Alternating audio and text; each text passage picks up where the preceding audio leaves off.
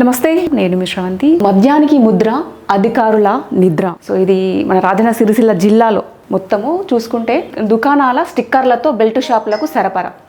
గ్రామాల్లో బహిరంగ వేలం పాటలు, గ్రామాల్లో కూడా బహిరంగ వేలం పాటలు వేస్తున్నారు. స్టిక్కర్లు తీసేసి ప్రైవేట్గానైతే సేల్ చేస్తున్నారు. ముఖ్యంగా పల్లెల్లో మద్యం గొలుసు దుకాణాల్లో గొడుగుల్లా పుట్టుకొస్తున్నాయి.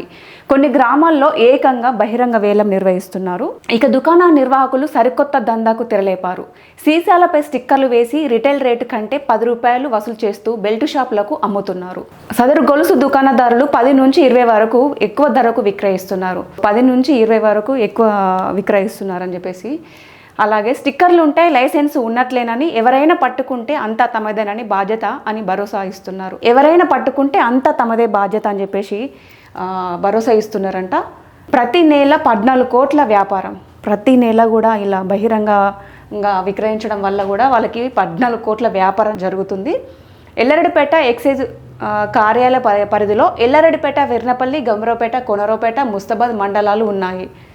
సో మొత్తం 14 మద్యం దుకాణాలు నడుస్తున్నాయి. ప్రతి నెల సగటున 14 కోట్ల వ్యాపారం జరుగుతుంది. 80% ప్రభుత్వ ఖజానాకు జమ అవుతుండగా అమ్మకం పన్ను, లైసెన్స్ ఫీజు రూపంలో మద్యం దుకాణ యజమానులకు ఆదాయం సమకూరుతుంది. 80% మట్టుకే జమ అవుతుంది ప్రభుత్వానికి.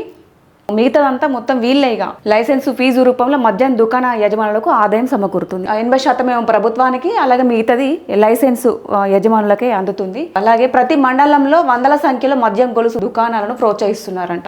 అనుమానం వచ్చినప్పుడల్లా అధికారులు గొలుసు దుకాణాల్లో తనిఖీలు చేస్తున్నారు. స్టిక్కర్లను చరవాణుల్లో స్కాన్ చేసి మరీ నిర్ధారించుకుంటున్నారు. ఎవరైనా వేరే చోటు నుంచి మద్యం తీసుకొచ్చి అమ్మితే ఎక్సైజ్ అధికారులు పోలీసులకు పట్టిస్తున్నారు.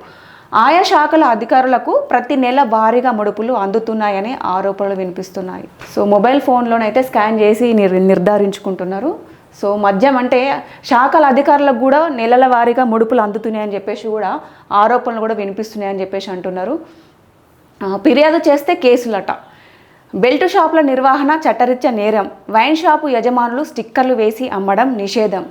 అదనపు ధరలకు అమ్మడం ఇంకా తప్పు. ఇలాంటి చర్యలకు పాల్పడే వైన్ షాపులపై కఠిన చర్యలు తీసుకుంటాం. ముడుపులు తీసుకుంటున్నారని అనడంలో ఎలాంటి వాస్తవం లేదని చెప్పేసి శ్రీనివాస్ ఎక్సైజ్ సిఐ గారు మాట్లాడారు. ముడుపులు తీసుకుంటున్నారు అనడంలో ఎలాంటి వాస్తవం లేదు. సో బెల్ట్ షాపుల నిర్వహణ చట్టరీత్యా నేరం. వైన్ షాపుల యజమానులు స్టిక్కర్లు వేసి అమ్మడం నిషేధం అని చెప్పేసి తెలియజేశారు. మేము ఎలాంటి ముడుపులు కూడా తీసుకోవడం లేదు. సో అలాంటి వాస్తవాలను కూడా నమ్మొద్దని చెప్పేసి శ్రీనివాస్ గారు తెలియజేశారు, సిఐ. సో ఇక్కడ ఒకసారి చూసుకోవచ్చు. ఇక్కడ ఇది కాటన్, ఆటోలో బెల్ట్ దుకాణానికి తరలిస్తున్న మద్యం కాటన్. ఇక్కడ స్టిక్కర్ వేశారు చూడండి. ఇక్కడ స్టిక్కర్ ఎల్లారెడ్డిపేట మండలంలో బెల్ట్ షాపు నిర్వహించి ఒక వ్యక్తి వద్ద స్టిక్కర్ అతికించిన మద్యం సీసాలు ఇవి. ఎల్లారెడ్డిపేట మండలంలో ఇది వాటర్ సీసా 190కి లభిస్తుంది. బెల్ట్ దుకాణాలకు 200కు ఇస్తుండగా వారు 210 నుంచి 220 వరకు అమ్ముతున్నారంట ఇలా స్టిక్కర్స్ వేసి సీసాలపై.